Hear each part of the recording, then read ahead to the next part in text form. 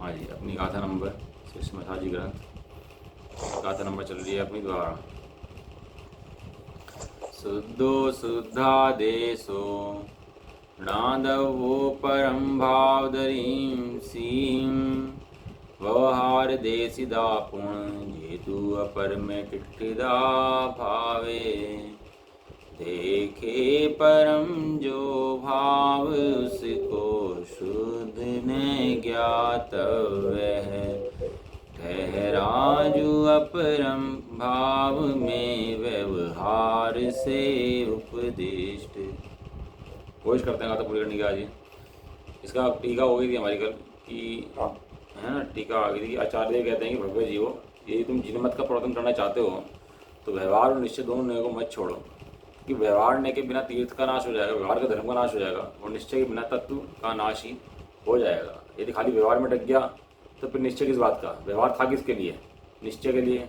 और निश्चय तो है, प्राप्त नहीं हो रहा, अब तक अनादिकाल से प्राप्त कर लेता, फिर अनादिकाल संसार में क्यों है? तो व्यवहार भी जरूरी है। तो व्यवहार जरूरी है निश्चय के लिए, निश्चय जरूरी है व्यवहार के लिए। एक दूसरे के बिना काम नहीं बनता, दूसरे सहायक हैं एक दूसरे के लिए हैं, लेकिन दोनों दूसरे से भिन्न हैं, एक दूसरे में नहीं होते हैं। ऐसा हम भावार्थ पढ़ेंगे इसका आज। पढ़ो आज जी, थोड़ी 5 लाइनें पढ़ो शुरू की इसकी। लोक में सोने के 16 वान ताव प्रसिद्ध हैं। 15वें वान तक उसमें चूरी आदि पर संयोग की कालिमा रहती है, इसलिए तब तक वह अशुद्ध कहलाता है। और ताव देते देते जब अंतिम ताव से उतरता है तब वह 16 वान या 100 टन की शुद्ध सोना कहलाता है। जिसे 16 वान वाले सोने का ज्ञान सिद्धांत का प्राप्ति हुई है, उन्हें 15 वान तक का सोना कोई प्रयोजनवान नहीं होता। और जिन्हें 16 वान वाले शुद्ध सोने की प्राप्ति नहीं हुई है, उन्हें तब तक 15 वान तक का सोना भी प्रयोजनवान है। इसी प्रकार यह जीव नामक पदार्थ है, जो कि पुद्गल के संयोग से अशुद्ध अनेक रूप हो रहा है। उसका समस्त परद्रव्यों से भिन्न एक ज्ञायक तत्व मात्र का ज्ञान, सिद्धांत तथा आचरण रूप प्राप्ति, यह तीनों जिसे हो गए, उसे पुद्गल संयोग जनित अनेक रूपता को कहने वाला अशुद्ध ने कुछ भी प्रयोजनवान किसी मतलब का नहीं है। किंतु जहाँ तक शुद्ध भाव की प्राप्ति नहीं हुई वहां तक जिनका अशुद्ध न्याय का कथन है, उतना यथापदवी प्रयोजनवान है। जहाँ तक यथार्थ ज्ञान सिद्धांत की प्राप्ति रूप तन्मय दर्शन की प्राप्ति नहीं हुई हो, वहां तक तो जिसने यथार्थ उपदेश मिला है, जिनसे यथार्थ उपदेश मिला है, ऐसे जिन वचनों को सुनना, धारण करना तथा जिन वचनों को कहने वाले श्री जिन गुरु की भक्ति, जिन विम के दर्शन इत्यादि व्यवहार मार्ग में प्रवृत्त होना प्रयोजनवान है। और जिन्हें सिद्धांत ज्ञान तो हुआ है किंतु साक्षात प्राप्ति नहीं हुई है, उन्हें पूर्व कथित कार्य पर द्रव्य का आलम्बन, छोड़ने रूप अणुव्रत, महाव्रत का ग्रहण, समिति, युक्ति और पंच परमेष्टि का ध्यान प्रवर्तन तथा उसी प्रकार प्रवर्तन करने वालों की संगति एवं विशेष जानने के लिए शास्त्रों का अभ्यास करना इत्यादि व्यवहार मार्ग में स्वयं प्रवर्तन करना और दूसरों को प्रवर्तन कराना, ऐसे व्यवहार न्याय का उद्देश्य अंगीकार करना प्रयोजनवान है। व्यवहार न्याय को कथनचित असत्यार्थ कहा गया है, किंतु यदि कोई उसे सर्वथा असत्या जाकर छोड़ दे तो वह शुभोपयोग रूप व्यवहार को ही छोड़ देगा, और उसे शुद्धोपयोग की साक्षात प्राप्ति तो नहीं हुई है, इसलिए उल्टा अशुभोपयोग में ही आकर भ्रष्ट होकर चाहे जैसी स्वेच्छा रूप प्रवृत्ति करेगा, तो वह नरक आदि गति तथा परंपरा से निगोद को प्राप्त होकर संसार में ही भ्रमण करेगा। इसलिए शुद्ध न्याय का विषय तो साक्षात शुद्ध आत्मा है, उसकी प्राप्ति जब तक न हो तब तक व्यवहार भी प्रयोजनवान है। ऐसा शाद्वाद मत में श्री गुरुओं का आदेश है। नोट ही पढ़ दो नीचे का। व्यवहार न्याय के उपदेश से ऐसा नहीं समझना चाहिए कि आत्मा पर द्रव्य की क्रिया कर सकता है, लेकिन ऐसा समझना ही व्यवहार दृष्टि शुभ भावों को आत्मा व्यवहार से कर सकता है। और उस उपदेश से ऐसा भी नहीं समझना चाहिए कि शुभ भाव करने से आत्मा शुद्धता को प्राप्त कर सकता है, परंतु ऐसा समझना कि साधक दशा में भूमिका के अनुसार शुभ भाव आए बिना नहीं रहते।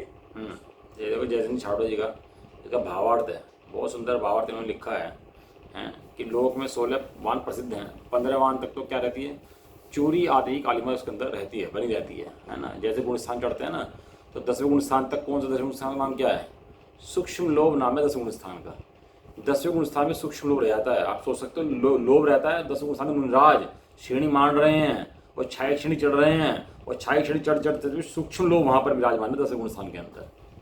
तो वर्णन आया है लोभ कैसा रहता है कि भैया अबुद्धिपूर्वक का लोभ है, वो कर्म का उदय है, लेकिन परिणाम उनके वैसे नहीं है वहाँ पर।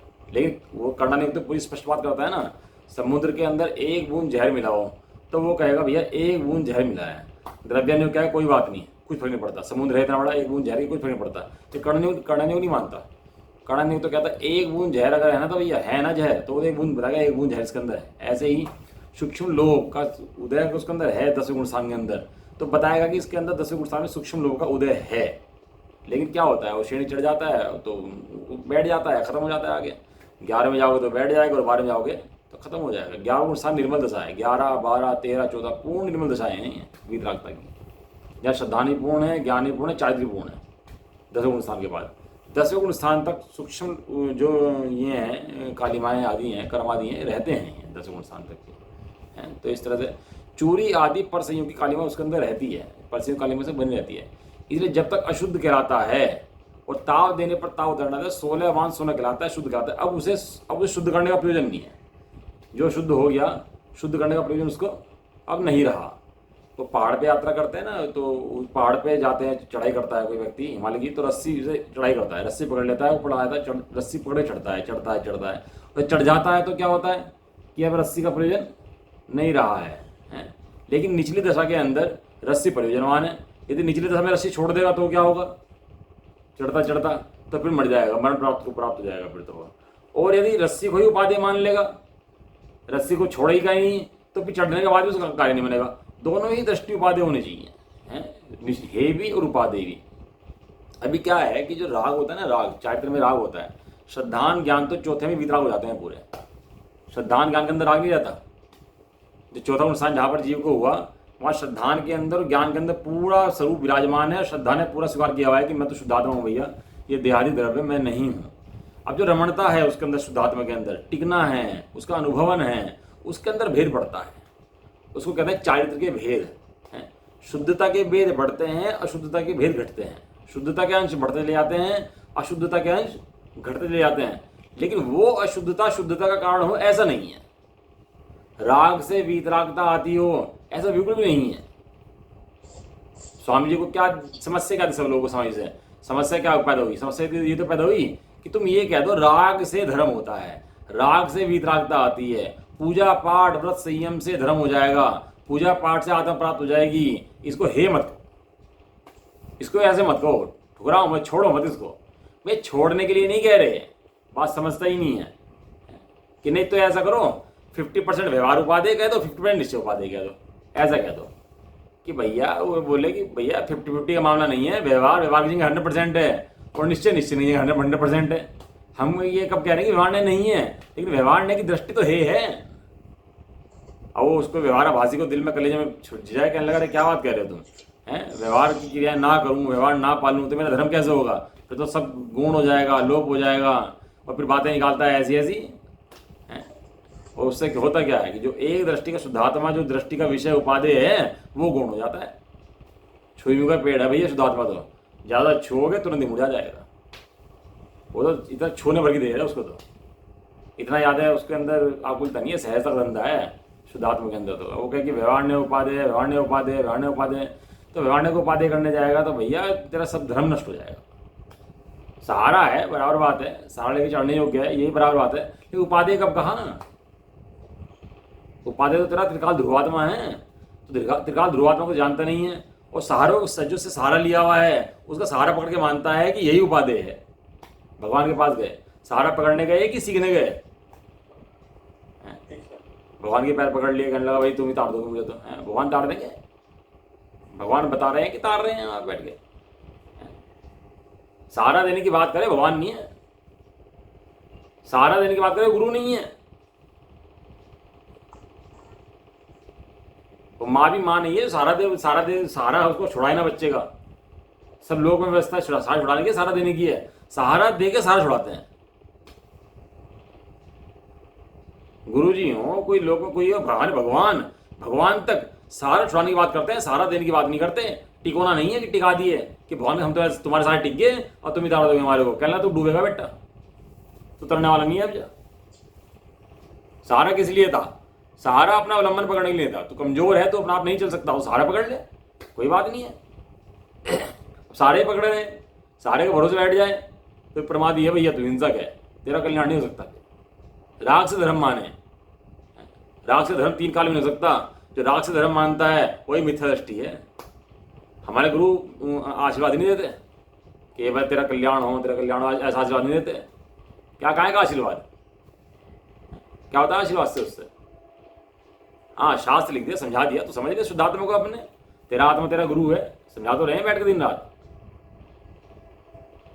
भगवान को सहारा पकड़ के वहीं बैठ पड़ा रहेगा पूरे दिन। कहला भगवान सहारा है, भगवान ताड़ देंगे, और बस व्यवहार आवाजी बना रहेगा। और कहला नहीं, तुम ही तारोगे भगवान, तुम ही तारोगे, और वहीं बैठा रहेगा बस, तुम ही तारोगे, तुम ही तारोगे। भगवान से जाके भी जिसने विधि नहीं सीखी ना तड़ने की, वो कुछ सीख ही नहीं पाया। फिर भगवान तो मौन है, कुछ बोलते नहीं है। अरे मौन मुद्रा भी सब कुछ बोल रही है वहां पर। मौन मुद्रा ये कह रही है कि तू अपना अवलंबन पकड़। मौन मुद्रा ये बता रही है कि हमने अपना अवलंबन पकड़ा। मौन मुद्रा ये कह रही है कि तू अपना अवलंबन पकड़ सकता है। मौन मुद्रा 60-66 दिन तक भगवान की वाणी नहीं गिरी, 66 दिन दिव्य ध्वनि गिरी भगवान की। और श्रावक जन डेली आते थे और चले जाते थे, पूरे टाइम पर आते, बैठते, पूरे टाइम बैठते, चले जाते। दिव्य ध्वनि गिर रही थी। क्या सुन रहे थे वहां पर? क्या देख रहे थे? कि उनकी मुद्रा देख रहे थे।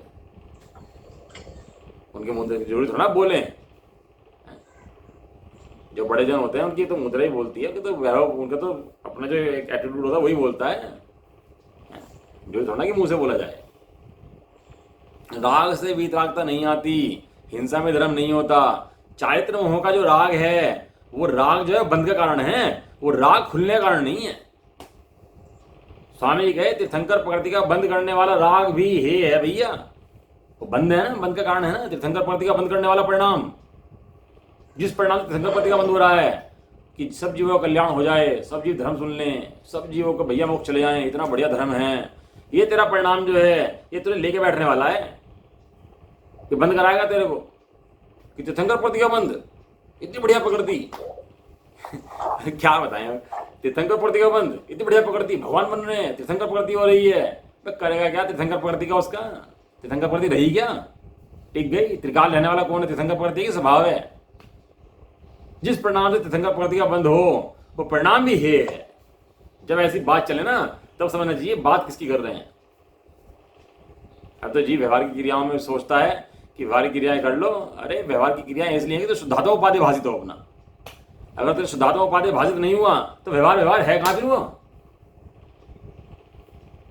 तो व्यवहार भाष हो गया, तुमने किसी और को व्यवहार मान लिया, प्रयोजन सिद्ध नहीं हुआ ऐसा। तो भैया वो जो चारित्र मोहनी का राग जो है वो बंध का ही कारण है, वो खुलने का कारण कभी तीन काल में भी नहीं है। खुलने का कारण तो मात्र एक शुद्धात्मा की रमणता है, वो बराबर है कि वे सहारा है। और जब तक प्राप्त ना हो जाए फिर पूर्ण दशा, तब सहारा में छोड़ देना। और सहारा पकड़ते समय भी सारे को उपादेयवत मान लेना। शास्त्र पढ़े, जिनवाणी पढ़े, सब पढ़े, लेकिन जिनवाणी पढ़ना उपादेय नहीं है। भगवान के पास जाकर भगवान के पास जाना उपादेय नहीं है। भगवान के पास जाकर अपना शुद्धात्मा पकड़ना उपादेय है। जाते ना फ्लाइटों में, यहाँ जा रहे वहां जा रहे, बच्चे स्कूल में जा रहे, कॉलेज जा रहे, अमेरिका जा रहे, पढ़ रहे, तो वहां घूमने जा रहे क्या? मैं क्या करने आए थे? दूर दूर यूनिवर्सिटी में जा रहे, भाग रहे हैं। अपना कल्याण करने जा रहे, अपना भला करने जा रहे, अपनी पढ़ाई करने जा रहे, अपना ज्ञान लेने जा रहे। अब मंदिर में क्या करने जा रहा है? शास्त्रों में के श्रवण किस लिए कर रहा? उपादेय नहीं जानना उसको श्रद्धा के अंदर। वर्तमान कमजोरी है उतना उपादेय तो जानना, लेकिन श्रद्धा के अंदर उपादेय मत जानना, क्योंकि श्रद्धा के अंदर तो एक त्रिकाली ध्रुव उपादेय जानना, और श्रद्धा के अंदर त्रिकाली ध्रुव उपादेय नहीं है तो अभी तो भैया मिथ्या दृष्टि है, निगोद का बीज लेके बैठा हुआ है, नीचे भी इसके अंदर आया कि श्रद्धा के अंदर त्रिकाली ध्रुव उपादेय नहीं है ना। क्यों? क्योंकि श्रद्धा ज्ञान तो पूर्ण हो जाते हैं चौथे गुण स्थान के अंदर, वहां पर कमजोरी नहीं रहती श्रद्धा ज्ञान के अंदर। यदि श्रद्धा के अंदर कमजोरी है तो भी चौथा गुण स्थान है ही नहीं, बीमारी है ना, रोग है ना, श्रद्धा के अंदर रोग लगा हुआ है, और श्रद्धा के अंदर रोग जाएगा तो तेरा चौथा गुण स्थान प्रकट होगा, मजबूत हो जाएगी श्रद्धा। क्या मजबूत हो जाएगी? कि मैं त्रिकाली ध्रुव शुद्ध हूं और ये भक्ति आदि का राग जो है ये है, श्रद्धा मजबूत हो जाएगी, पांचवें और मजबूत हो जाएगी, और छठे में मजबूत हो जाएगी। भगवान के पास जाने की जरूरत नहीं पड़ेगी, भगवान कहेंगे तो इंडिपेंडेंट रहे, जा अपना कल्याण कर बस जाके, ऐसा। तो 16 वाहन 16 शुद्ध कहलाता है, और जिन्हें 16 वाहन सोने का ज्ञान हो गया, श्रद्धान हो गया, तो उन्हें कोई प्रयोजन रहता नहीं है, इसलिए उन्हें 16 वाहन सोने की प्राप्ति नहीं हुई है जब तक, और उस दिशा में 15 वाहन का सोना भी प्रयोजनवान है। इसी प्रकार जीव नामक पदार्थ है, पुद्गल के संयोग से अनेक रूप हो रहा है, दिख रहा है, अनेक रूप होता तो अनेक रूप है नहीं, लेकिन अनेक रूप होता हुआ दिख रहा है, क्योंकि जीव ना हो तो अवस्थाएं किसकी हैं? अवस्थाएं तो जीव की हैं, ये सब। उसका समस्त प्रद्रव्यों से भिन्न एक ज्ञायक तो मात्र ज्ञान, श्रद्धान, आचरण प्राप्ति, यह तीनों जिसको हो गए हैं उसे तो कोई प्रयोजन ही नहीं है। पुद्गल संयोग अनेक रूपता का अशुद्ध ने कहने का कोई प्रयोजन नहीं है। प्राप्ति होगी तब कोई प्रयोजन नहीं है, जब पूर्णता की प्राप्ति होगी तो व्यवहार का कोई प्रयोजन भी नहीं है, क्योंकि भगवान के नए नहीं लगते, न भगवान का व्यवहार होता, और भगवान के व्यवहार की जरूरत भी नहीं है ऐसा। किंतु जहाँ तक शुद्ध भाव की प्राप्ति नहीं हुई है वहाँ तक जितना अशुद्ध नय का कथन है उतना यथापद भी प्रयोजनवान है। इसलिए यथार्थ श्रद्धान की प्राप्ति रूप सम्य दर्शन की प्राप्ति नहीं हो वहाँ तक तो जिनसे यथार्थ उपदेश मिलता है ऐसे जिन वचनों को सुनना। थोड़ा सा यहाँ पर इंपॉर्टेंट पॉइंट है, जिन वचनों को सुनना। कौन से जिन वचनों को सुनना? आजकल क्या उपदेश तो बहुत दे रहे हैं, और उपदेश के दाता तुम्हें कदम कदम में मिलेंगे, सुनाने वाले बहुत मिलेंगे उपदेश के दाता। आजकल सब उपदेश दे रहे हैं। धर्म का उपदेश तो कहीं भी सुन लो, किसी भी सुन लो भाई साहब। जिसने ना पढ़ रखा ना जिंदगी में कुछ भी, वो भी धर्म का उपदेश देने खड़ा हो जाएगा कि मैं बताता हूँ धर्म किसे कहते हैं। तो कोई पढ़ा हुआ लिखा उससे कहे ना कि नहीं भैया धर्म का नाम ऐसा नहीं है, कि नहीं तुम्हें नहीं पता। इतनी बहस डॉक्टर से नहीं करता, किसी वकील से नहीं करता लोग के अंदर, जितनी बहस यहाँ पर धर्म के क्षेत्र में करता है। जिन वचनों को सुनना, बहुत जिन वचन सुना रहे हैं भैया। कौन से जिन वचनों को सुनना? जो निश्चय नय को उपादेय करें और व्यवहार नय को हे बताएं, ऐसे जिन वचनों को सुनना। जो व्यवहार नय को उपादेय करें और निश्चय नय की बात ना करें, ऐसे जिन वचनों को नहीं सुनना। आत्मा की बात तो 1 मिनट के लिए करें और बाकी सारा वचन व्यवहार के अंदर। अरे ये तो जीव कर ही रहा है, इसको तो उपादेय मान ही रहा है, इसकी चर्चा क्या करनी?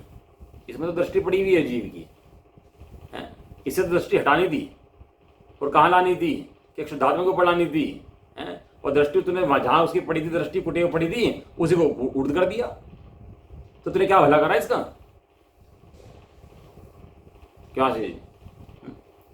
व्यवहार को तो उपादेय मान ही रहा था। यो व्यवहार को उपादेय अगर ना मानता तो सुनने की बात। ये जो सुनने आया है इसका मतलब सुनने के लिए, समझने के लिए आया कि व्यवहार ने उपादेय है, और सुनाने के लिए क्या कहा कि व्यवहार ने उपादेय नहीं है, तेरा शुद्धात्मा उपादेय है। ऐसे वचन सुनकर कोई कोई जीव निहाल हो जाता है, वो व्यवहार ने का अवलंबन छोड़ता है और शुद्ध ने का अवलंबन पकड़ लेता है। और वहीं पर उसको आते हुए व्यवहार ने उपादेय कर दो तो व्यवहार ने उपादेय कर दो कि भैया पहले तो मंदिर में आ ही रहा है और मंदिर में आओ भैया, और क्या करो कि ये छोड़ दो, त्याग कर दो, फलाना कर दो, ढिमकाना कर दो बस, और सुनाते रहे इनको ये बातें बैठ के। ऐसे प्रवचन पूरा जाए घंटे का, तो तूने क्या सार प्राप्त करा? तूने अपना टाइम भी खराब करा, इसका टाइम भी खराब करा। कुंदन का अभिप्राय अगर नहीं पकड़ा ना तो बात समझ में आने वाली है नहीं। कुंदन देखो दृष्टि में एक त्रिकाल ध्रुव उपादेय है, अन्य कोई उपादेय नहीं है। जिन वचनों को सुनना। जिन वचन सुनाने वाले कौन है, सुनने वाले कौन है, जिन वचन कौन से हैं, इसकी परीक्षा तो भली प्रकार होनी ही चाहिए। देव का, शास्त्र का, गुरु का श्रद्धान होने चाहिए कि कौन से वचन मेरा कल्याण करने वाले हैं, कौन से वचन मेरे हितकारी हैं। इसका निर्णय तो जीव को हो ही जाना चाहिए। कहीं भी किसी को कैसे ही सुनने बैठ जाना अभी तो क्या है ना, वो मित्र पक्ष में भी क्या है, समय सार जी का बहुत स्वाध्याय करने लगे, क्योंकि समय सार जी को पहले तो कहने लगे ये पढ़ने के लिए नहीं है भैया, शाह को नहीं पढ़ना चाहिए समय सार। बहुत बात आज सबने सुनी होगी, आप लोगों ने सुनी होगी कि समय सार जी पढ़ने के योग्य नहीं है, मुनि को पढ़ना चाहिए, मुनि को पढ़ना चाहिए, गृहस्थ को नहीं पढ़ना चाहिए है। जब देखा रुक नहीं रहा, ये तो बढ़े जा रहा है बढ़े जा रहा है, तो समय सारे प्रवचन सुनने शुरू कर दिए, लिखने शुरू कर दिए, छपाने शुरू कर दिए। अब वो क्या है, मंदिर में बैठे रहते हैं, छपा छपा के इतने सारे मंदिरों में रखवा दिए कि वो सब उस समय सार जी पढ़ते हैं, वो पढ़ते रहते हैं उनके प्रवचन। और मजे की बात देखो, उनके प्रवचन पढ़ लेना और स्वामी जी का एक प्रवचन भी लगा लेना, पढ़ लेना उस गाथा के ऊपर, तो पता लग जाएगा डिफरेंस किसे कहते हैं, शुद्धात्मा की दृष्टि किसे कहते हैं, शुद्धात्मा उपाधि करना किसे कहते हैं, डिफरेंस पता लग जाएगा तुम सामने रख के। स्वामी जी के स्वाध्याय के अंदर ना जितनी गाथा जिसे हम पढ़ रहे हैं, सारे विद्वान लगा दो, सारे जितने आज के टाइम में बैठे ना, जितने होशियार समझ रहे हैं सब लगा दो और सबके प्रवचन करा दो और सबको सुन लो और स्वामी जी का प्रवचन सुन लेना, डिफरेंस पता लग जाएगा डिफरेंस किसे कहते हैं, ज्ञानी की दृष्टि किसे कहते हैं, पता लग जाएगा डिफरेंस। तो स्वामी जी कौन है पता लग जाएगा डिफरेंस। आज ना मुंह से बोल पाते ना, स्वामी जी को पढ़ के बोल पाते हैं, नहीं तो कहाँ से इतनी बातें निकल जाएंगी। ये स्वामी जी ने भर रखा है अंदर में कि शुद्धात्मा उपाधि है, इसके अलावा जो कुछ है सब व्यवहार है। इसलिए इन गाथाओं को जब पढ़ रहे हैं ना स्वाध्याय, तो साथ में स्वामी जी को पढ़ लिया करो भैया, प्रवचन बनाकर के नाम डाउनलोड कर लो इंटरनेट से, वो साथ में पढ़ लिया करो। कहाँ गए थे, अशुद्ध ने प्रयोजनवान है। हाँ, जिन वचनों को सुनना, जिन वचन को सुनना। देखो एक बात और है, जो एक विवक्षा और आती है कि द्रव्य सो निश्चय, अनुभूति सो व्यवहार। बहुत इंपॉर्टेंट बात है, सुनना ध्यान से। द्रव्य सो निश्चय और अनुभूति सो व्यवहार। ये अनुभूति के पीछे तो भाग रहा है और द्रव्य को नहीं समझ रहा है। तुम तो भैया समय दृष्टि हो, हम समय दृष्टि हैं, समय दर्शन कब होगा कैसे होगा, अनुभूति के पीछे भागता है, लेकिन अनुभूति का आधार जो शुद्धात्मा है उसको नहीं देखता। ये व्यवहार है और व्यवहार ने असत्यार्थ है, हे है कि पर्याय है। अनुभूति द्रव्य थोड़ा ना, अनुभूति पर्याय है, प्रकट हुई है, पहले नहीं थी। जब अनुभूति नहीं थी तो तू था कि नहीं था, अब अनुभूति के पीछे भाग रहा है। भाई साहब इस बारे में बहुत अच्छा एग्जाम्पल लेते हैं, कहते हैं भैया गैस के ऊपर ना वो रखा हुआ है भगोना और पानी गर्म हो रहा है, उबल रहा है। अब तुम्हें क्या करना है कि इस पानी को ठंडा करना है। हाथ किसी चीज को लगानी है, ना सिलेंडर छेड़ना, ना गैस छेड़ना, ना नोब छेड़नी। अब इसे ठंडा करना है, तो बताओ उपाय क्या है ठंडा करने का? कुछ नहीं करना, तुम्हारे को छेड़ना नहीं है किसी चीज को, उपाय ठंडा करना है। तो क्या करें? बहुत अच्छा दौड़ लेता है भाई साहब, क्या उपाय है बताओ? ठंडा जानना है? नहीं, वो तो बराबर बात है, वो ठंडा कैसे होगा? अपने आप कैसे ठंडा जाए? गैस जल रही नीचे तो उसके, गैस बंद कर दो। हाँ, हाथ तो लगाना ही नहीं है।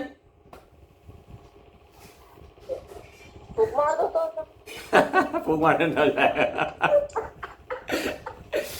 भाई साहब कह रहे थे इतने बढ़िया जाने कि भैया तो आराम से बैठे, सिलेंडर खत्म हो जाएगा, सिलेंडर खत्म होने के बाद इसकी आपको ठंडा का हवा लगेगी, ठंडा हो जाएगा। तो आराम से बैठ के जान, बस कर्म को दे आ रहा है तो उसको बैठ के हैं। वो तो खाई था नहीं, वो तो हाँ, वो सही कह रहे थे, विवक्षा सही थी उनकी कि भैया तो ठंडा जान उसको, मतलब छेड़ मत उसको, छेड़खानी करेगा तो फंसेगा।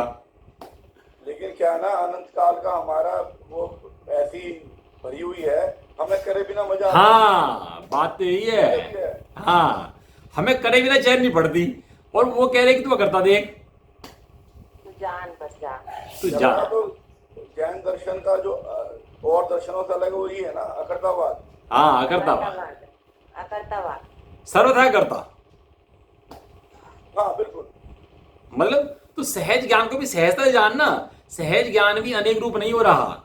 एक कलाकार कलाकारी कर रहा है, फोटो बना रहा है, एक कलाकार तो फोटो रूप नहीं हो रहा, कलाकार तो एक ही है। कलाकार थोड़ा बदल गया है, कलाकार ज्ञान तो एक है। ज्ञान के अंदर इतने चित्र विचित्र बन रहे हैं, इतनी बन रही हैं, इतने आ रहे हैं जा रहे हैं, ज्ञान तो वही का वही है, ज्ञान थोड़ा बदल गया। अभी एक शब्द यूज करा, अबुद्धिपूर्वक पाप। हाँ, तो हमारे जैसी भूमिका में उसका क्या तात्पर्य होता है? वो दशगुण स्थान के अंदर जो बताई थी आपको बात उसकी, अभी दशगुण स्थान की बात हुई थी। हाँ, लेकिन अबुद्धिपूर्वक पाप तो अब हमारे यहाँ भी, हमारी दशा में भी होता है। बहुत बढ़िया क्वेश्चन है। पूरा हो रहा पूरा। ले ऐसा है, बुद्धिपूर्वक का जो मोटा फर्क वो क्या है? हाँ, जो मिथ्या दृष्टि का जो राग है, जो पाप है, जो विकार है, वो बुद्धिपूर्वक का राग है। और जो सम्यक दृष्टि का राग है वो अबुद्धिपूर्वक राग है, वो चाहता नहीं है फिर भी होता है सो अबुद्धिपूर्वक, वो तो चाहता है सो बुद्धिपूर्वक। एक विवक्षा इसके अंदर ऐसी भी आई, समय सार के अंदर आगे ही आएगी इसके अंदर कि बुद्धिपूर्वक और बुद्धिपूर्वक का डिफरेंस क्या है, कि जितने मिथ्या दृष्टि का राग आदि हैं ये तो बुद्धिपूर्वक है। भले ही शांति से बैठा हो कुछ ना कर रहा हो, मिथ्या दृष्टि है तो उसका राग बुद्धिपूर्वक चल रहा है, क्योंकि वो राग को उपादेय जानता है इसलिए बुद्धिपूर्वक है। वो राग का करता जानता है अपने को इसलिए बुद्धिपूर्वक है। ये राग में करता हूं, मैं बदल सकता हूं, ऐसा बुद्धिपूर्वक जानता है। तो ऐसा बुद्धिपूर्वक जानने से उसका राग जो है बुद्धिपूर्वक का है। और यह ज्ञानी जो है ये जानता है राग कर्मों की वश से आया है और कर्मों का उदय पूरा हुआ चला जाएगा। तो ये जो जानता है ना इसको, लेकिन आता तो है ना, तो जो आता है ना तो कहता है बुद्धिपूर्वक का राग, क्योंकि वो चाहता नहीं है आए। राग के काल में भेद विज्ञान करने वाले के लिए वह बुद्धिपूर्वक, हाँ, क्योंकि वो राग को चाहता नहीं है ना, और दूसरा वो जानता है कि कर्म को उदय आया, कर्म को उदय चला जाएगा तो राग चला जाएगा। और एक दूसरी बात, ये कर्मों का उदय, ये जो राग है उपादेय नहीं है, मेरे शुद्धात्मा को पैदा करने वाला नहीं है, मेरा शुद्धात्मा अलग है यार, राग अलग है, ये बुद्धिपूर्वक राग। तो जिनवाणी को सुनना, अब समझ में आया जिनवाणी को कैसे सुनना, समय सार जी की महिमा क्यों है, जिनवाणी को सुनना भैया। वास्तविक वचन तो समय सार जी के अंदर है। जैसे हमने एक बात कही अकर्ता स्वभावी हो, हाँ, और इस बात को स्वीकार भी कर लिया, हाँ, तो हमारा बुद्धिपूर्वक होगा, बुद्धिपूर्वक। जब तक आत्मा के अनुभव की नहीं है तब तक तो वो बुद्धिपूर्वक चला जाएगा। सम्यक होने के बाद वो बुद्धिपूर्वक कैटेगरी में आएगा। उसके बाद ही आएगा ना। हाँ, इससे पहले तो बुद्धिपूर्वक राग आ जाएगा। वो शुद्धात्मा की बात सुनने से बात नहीं बनती, शुद्धात्मा की बात सुनकर अनुभव करने से बात बनती है। लब्धि में आ जाए ना, उसकी कर्ण लब्धि के अंदर प्रवेश कर जाए वो जीव, उसका उपयोग तद्रूप हो जाए, तब उसके बाद वो बात बदल जाती है। तो थोड़ा सा उसके बाद से वो बुद्धिपूर्वक राग हो जाता है, बहुत बराबर है। कर्ता माने तो बुद्धिपूर्वक है, अकर्ता माने तो बुद्धिपूर्वक है। ऐसा जिन वचनों को सुनना, समय सार आज जी, प्रवचन सार जी बहुत इंपॉर्टेंट ग्रंथ है भैया जमाने में। जरूर सुनना, पढ़ना, स्वामी जी को सुनना पढ़ना, स्वामी जी का बहुत बड़ा उपकार है इस चीज के अंदर। जिन वचन है में, क्योंकि जो श्रावक के वचन हैं, जो ज्ञानी के वचन है, जिन वे भी जिनके वचन हैं, और मिथ्या दृष्टि के वचन हैं वे जिनके वचन नहीं है। भले जिनकी जैसी बात बोलता हो लेकिन जिनके वचन नहीं है। मित्र पक्ष में समय सार की टीकाएं रख दें, है तो मतवाला कहीं माता को माता भी कह दे तो मतवाला है।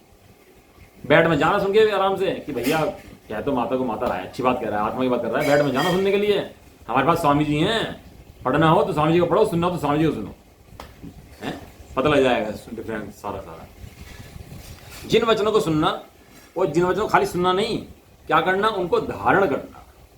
धारण करना माने अंदर में ग्रहण करना उन वचनों को, खाली सुनना नहीं, उनको भेद ज्ञान करना, उपादेय करना, वो सब चीजें। तथा जिन वचनों को कहने वाले श्री जिन गुरु की भक्ति, जिनकी और गुरु की भक्ति, जो जिन वचनों को कहने वाले हैं, जिनेंद्र के आड़तिया कौन है, जिनेंद्र के आड़तिया कौन है, गुरु हैं। कहाँ से आई बात उनके पास, भगवान के पास से बात आई है। किसकी बात बता रहे हैं, भगवान की बात बता रहे हैं। तो ऐसे गुरुओं के प्रति भक्ति, किसे भक्ति आएगी, किसे महिमा आएगी जिन वचनों की, किसे आएगी। अभी तो महिमा आ जाए ना, पहले भक्ति आ जाए तो वही बहुत कठिन काम है। खाली पढ़ने का मार्ग नहीं है कि जी वो कहने लगा मैं तो पूरा समय सार जी पढ़ लिया, क्या है इसके अंदर, वही 4-5 पन्ने पढ़ के स्वामी जी को समय दर्शन हो गया, और वही कहने लगा पूरी पढ़ लिया तो कुछ है ही नहीं इसके अंदर। तो बताओ क्या करना। बड़े पंडित जी बात गया है, आदमी कहने लगा जी लो समझा दे, पूरा पढ़ लिया, कह लगा और बताओ क्या पढ़ूं, कह लगे इसे दोबारा पढ़। तूने पढ़ा तो है, पढ़ लिया मैंने तो पूरा, तूने पढ़ा नहीं है अभी, दोबारा सीखो पढ़। जिन गुरु की भक्ति, जिन बिंब के दर्शन, अभी तो देवशास्त्र गुरु की भक्ति अंदर में जिस जीव के नहीं है, वो रूखा सूखा पेड़ है, ठूंठ है वो, जब मंदिर दर्शन नहीं करे, स्वाध्याय आदि नहीं करे, जिन देव की भक्ति, गुरु की भक्ति इसके हृदय के अंदर नहीं हो, वो भी रूखा सूखा पेड़ है बिल्कुल। जिन बिंब के दर्शन इत्यादि व्यवहार मार्ग में प्रवृत्त होना प्रयोजनवान है। वो जो क्या है, ये सब प्रयोजनवान है। क्यों, कमजोर है ना, बीमार हो जाए, बड़ा हो क्या हॉस्पिटल में जाके एडमिट हो गई है, तेरा रोग का इलाज भी होगा, और जा रहा है, एडमिट हो रहा है, इलाज करा रहा है, लेकिन ऐसा सब करता हुआ भी दृष्टि में क्या है, कब निकलूं यहां से। इंश्योरेंस भी हो रखा हो ना भाई साहब, और कह रहा तेरा 20 लाख का 50 लाख का इंश्योरेंस, तो पड़ा रहा आराम से, कोई दिक्कत नहीं है, और तेरी नर्सें सेवा कर रही है, खाने को मिल रहा है, तेरा कोई दिक्कत नहीं है, तो बस पड़ा रहे यहाँ पर, तो भी अंदर में कैसा है समझता है। लेकिन इलाज कमजोरी है, इलाज कराना है तो इलाज कराने के लिए वहां पर रहता है और उपाधि जानता है उसको। लेकिन डॉक्टर से बार क्या पूछता है कि डॉक्टर साहब छुट्टी कब हो रही है, डॉक्टर साहब कब घर चला जाऊंगा। इसी प्रकार वहां पर जाकर भगवान के दर्शन के लिए जाता है, पूजा के लिए जाता है, लेकिन वहां पर जाकर क्या करता है, स्वरूप की आराधना करता है। हे प्रभु, आप जैसी दृष्टि जैसी अंतरंग की आपकी हो रही है वैसी दृष्टि मेरी कब हो जाए। ये तो कहता है भगवान से जाके, जब पड़ जाता है सारा लेके उनके भगवान का। और जिन्हें श्रद्धान ज्ञान तो हुआ है किंतु साक्षात प्राप्ति नहीं हुई है, वे जो हैं पूर्व कृत कार्य जो हैं, परद्रव्य का अवलंबन छोड़ना, अनुव्रत का ग्रहण करना, समिति, गुप्ति, पंचपरमिष्टि का ध्यान प्रवर्तन तथा उसी प्रकार परिवर्तन करने की संगति एवं विशेष जानने के शास्त्रों का अभ्यास इत्यादि व्यवहार धर्म में स्वयं प्रवर्तन करना और दूसरों को प्रवर्तन कराना, ऐसा व्यवहार नय का उपदेश अंगीकार करना प्रयोजनवान है। ठीक है, ऐसा उन्होंने बताया है कि जिन्हें प्राप्ति नहीं हुई है तो वे क्या करें कि परद्रव्य का अवलंबन छोड़ने के लिए परद्रव्य का अवलंबन कराया। लेकिन बाहर में जो परद्रव्य थे स्त्री पुत्रादि, उनका अवलंबन छोड़ के उस परद्रव्य का अवलंबन कराया, रहंतादि का, जिसके अवलंबन से तू स्वावलंबन पकड़ सकता है। स्त्री पुत्रादि, धनादि, व्यापार आदि के अवलंबन से तो अपना अवलंबन नहीं पकड़ सकता है। लेकिन भगवान ही परद्रव्य है, लेकिन ऐसे परद्रव्य नहीं है जैसे कि वे परद्रव्य हैं। तो भगवान के अवलंबन पकड़ के तो अपना अवलंबन पकड़ सकता है। अणुव्रत है, महाव्रत है, समिति है, गुप्ति है, पंचपरमिष्टि का ध्यान है, और उसी प्रकार परिवर्तन करने वालों की संगति है, और जानने के लिए विशेष शास्त्रों का अभ्यास है। इसलिए व्यवहार मार्ग में स्वयं परिवर्तन करना और दूसरों को परिवर्तन कराना, इसलिए व्यवहार न्याय का उपदेश अंगीकार करके प्रयोजनवान होता है। नहीं तो तीर्थ का व्यवहार का लोप हो जाएगा भैया, यदि ऐसी बातें नहीं करेंगे। व्यवहार न्याय को कथनचित असत्यार्थ कहा है, किंतु यदि कोई शर्त जान के छोड़ दे तो शुभोपयोग व्यवहार कोई छोड़ देगा और शुद्धोपयोग की प्राप्ति नहीं हुई है, इसलिए उल्टा शुभोपयोग में ही आकर भ्रष्ट होकर चाहे जैसी परिणाम करेगा तो नरकादि गति को प्राप्त करेगा, और क्या करेगा, परंपरा से निगोद को प्राप्त होकर प्रबंधन करेगा। जो शास्त्रों को श्रवण नहीं कर रहे हैं, जिन वचन नहीं सुन रहे हैं, जिन हृदय की भक्ति जिनके अंदर नहीं है, जो अभी व्यवहार मार्ग में अटके हुए हैं, जो व्यवहार को उपाधि जान रहे हैं, वे क्या करेंगे, परंपरा से निगोद को प्राप्त होकर संसार में परिभ्रमण करेंगे भैया। इसलिए संसार का बीज छोड़ना हो ना, निगोद का बीज छोड़ना हो, तो इन बातों का अभ्यास करना, प्रवचन सारजी लगाना शास्त्र और पढ़ना प्रवचन सारजी आराम से ध्यान से, बहुत मुख्य शास्त्र है वो, इम्पोर्टेंट शास्त्र।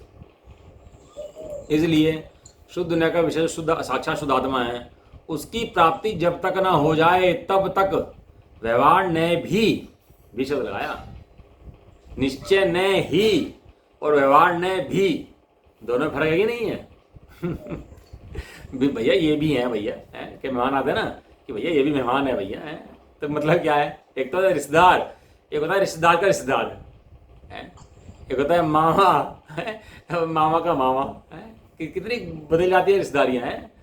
हमारा साला और साले का दोस्त, अब साला तो आए नहीं और साले का दोस्त आए खड़ा हो जाए तो इज्जत कितनी होगी उसकी, और साले के साथ आए तो इज्जत कितनी होगी उसकी। सब कितना बड़े मतलब बातें हैं, बाहर में सब समझता है कि भैया साले का साला आया है, साथ में साले का दोस्त आया है, तो बराबर आओ बैठो, कोई दिक्कत नहीं, खाना खाओ पियो, सब चीजें बढ़िया हैं। और साला तो आया नहीं, दोस्त आया खड़ा हो गया, कहना बताओ जी, कहना भाई किस लिए आया है, प्रयोजन तेरा आने का प्रयोजन क्या है? कोई प्रयोजन नहीं है तेरा आने का। तो व्यवहार नहीं भी प्रयोजनवान है। कब प्रयोजनवान है? व्यवहार नहीं भी प्रयोजनवान है कि जो निश्चय ने साथ में है तो व्यवहार नहीं भी प्रयोजनवान है। ये सब कार्यक्रम जितना भी है भाई, ये सब निश्चय की प्राप्ति के लिए ही है। निश्चय की प्राप्ति के बिना सबका सब मिंडा है, कुछ फायदा नहीं है सब करने का। स्वामी जी तो इतना कह के चले गए कि भैया तू व्यवहार को उपाधि जानता है, निश्चय की पता नहीं है, सब मिंडा है, सब जीरो है, फुजड़ी बात है, सब खत्म है, कुछ नहीं है। ऐसा साधवाद मत में गुरुओं का उपदेश दिया गया है। नीचे इसके एक फुटनोट दिया, व्यवहार ने के उपदेश से ऐसा नहीं समझना चाहिए कि आत्मा पर द्रव्य की क्रियाएं कर सकता है। अनादिकाल से कुटे पड़ी ना जीव की, ये तो मान ही रहा है कि परद्रव्य क्रिया कर सकता है, ये तो मिथ्या मान छुड़ानी थी और यहां करके इनको ही पुष्ट कर लिया। आत्मा परद्रव्य क्रिया नहीं कर सकता, लेकिन ऐसा समझना चाहिए कि व्यवहार में उपदिष्ट, व्यवहार से जो कहा जा रहा है, शुभ भावों को आत्मा व्यवहार से कर सकता है। व्यवहार को भी व्यवहार से कर सकता है, निश्चय से नहीं कर सकता। यदि निश्चय से करने जाएगा तो आत्मा को व्यवहार होना पड़ेगा, आत्मा को पुद्गल होना पड़ेगा। वहां आत्मा परिणाम से तद्रूप होता है भक्ति आदि के अंदर, तो इसे कहते हैं भक्ति आदि करता है। लेकिन वहां ज्ञान भक्ति रूप नहीं होता, ज्ञान शरीर रूप तो होता ही नहीं है, ज्ञान भक्ति के परिणामों रूप नहीं होता। ज्ञान तो ज्ञान रहता हुआ मात्र जानता रहता है, सहज का धंधा है भैया, हिलता ही नहीं है, कहीं जाता ही नहीं है। और इस उपदेश से ऐसा भी नहीं समझना चाहिए कि शुभ भाव करने से आत्मा शुद्धता को प्राप्त करता है, ऐसा ही मत समझना चाहिए कि शुभ भाव करते करते शुद्ध हो जाएगा, क्योंकि तो शुद्ध से आज तक शुद्ध की प्राप्ति नहीं हुई है। पानी में से घी नहीं निकलता।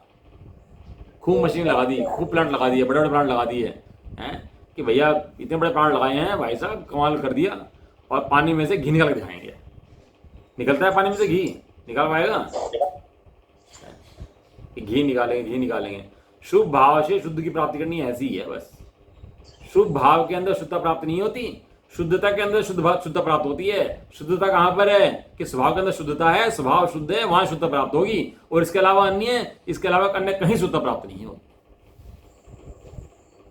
अभी तो शुभ भाव के नाम पर ये समझे वो भक्ति पूजा, लेकिन ये भेद है ना, राग गुणों का भेद, पर्याय का भेद, ये भी राग है।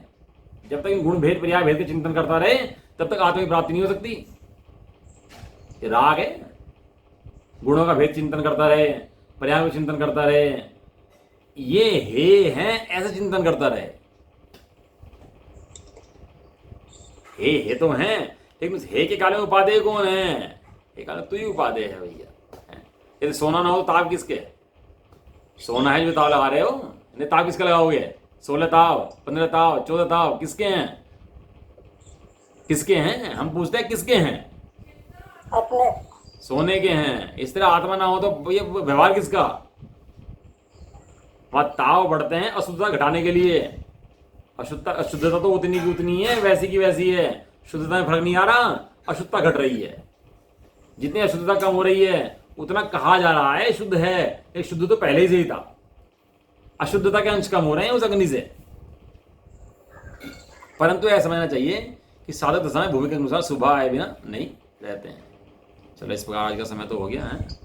और ये अपनी गाथा बहुत महत्वपूर्ण गाथा है। एक्चुअली क्या है, इस गाथा का अवलंबन पकड़ के ना ज्ञानी जीव बहुत मोह पुष्ट करते हैं। जो अनादिकाल से कुटेव पड़ी हुई ना जीव की, उसको पुष्ट करते हैं गाथाओं का सहारा लेकर के। देखो आचार्य देव ने कहा है, कहा है, कहा है, लेकिन इससे पहले जो मूल गाथा 11 नंबर की है उसका भावार्थ आचार्य देव का समझते नहीं है। और जो कुटेव अपनी बैठी हुई है उसी को बारंबार पुष्ट करते रहते हैं, और अपनी दृष्टि में व्यवहार की उपाधि जानते रहते हैं, और निश्चय का पता नहीं है। आचार्य देव ने निश्चय की बात कही है, कुछ प्रयोजन आचार्य देव का है। क्या प्रयोजन? अनादिकाल से तू व्यवहार को ही उपादेय मान के बैठा है, और व्यवहार की दृष्टि हटाना उपादेय है उनके लिए। दृष्टि हटाते हैं और अपना शुद्धात्मा की बात बताते हैं भैया। हम भी व्यवहार ने छोड़ करके, दृष्टि छोड़ करके शुद्धात्मा की उपादेय समझें और अपने आत्मा को प्राप्त कर सिद्धालय में जाएं। ऐसी मंगल भावना। निज निधि निज में बताई।